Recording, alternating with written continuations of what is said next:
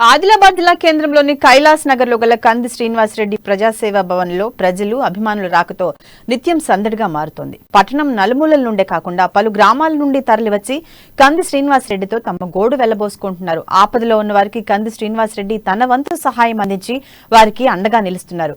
వచ్చిన వారందరికీ నిత్యాన్నదాన క్షేత్రంలో భోజనం పెట్టి పంపిస్తున్నారు. రాష్ట్ర ప్రభుత్వం స్థానిక ఎమ్మెల్యే జోగు రామన్న వైఖరి పట్ల ప్రజలకు వివరిస్తూ వారిని చైతన్యపరుస్తున్నారు.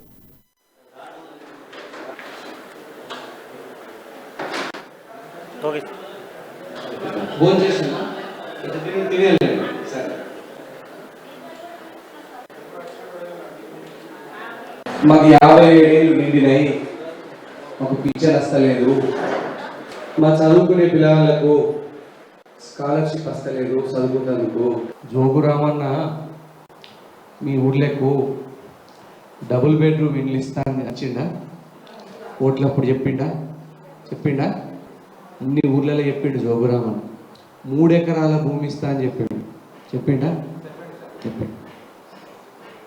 ఈ జోగు రామన్న పాపం వల్లనే, బోఫోర్స్ కుంభకోణం వల్లనే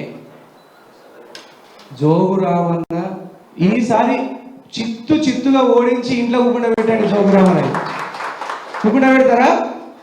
కమ్మరి కొలిమిల కర్రు కాల్చి పిర్ర మీద వాత పెడితే జోగు రామన్నకు జీవితాంతం గుర్తుండాలి. వాళ్ళు అయితేనే ఇంటాడు జోగు రామన్న.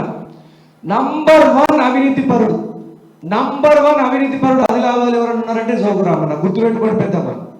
కానీ జోగు రామన్న వేల ఎకరాల భూమి కొన్నాడు మహారాష్ట్రలో. దొరకద్దు, ఈయన తెలంగాణలో ఉంటే దొరుకుతా అని మహారాష్ట్రలో పోయి కొన్నాడు. వేల ఎకరాల భూమి కొన్నాడు. 5 ఎకర్ల భూమి ఉన్న కుటుంబంలో ఉండే జోగు రామన్నకు 5,000 కోట్లు ఎట్లా వచ్చినాయి? 5,000 కోట్లు పంది కొక్కుల్లాగా ఆదిలాబాద్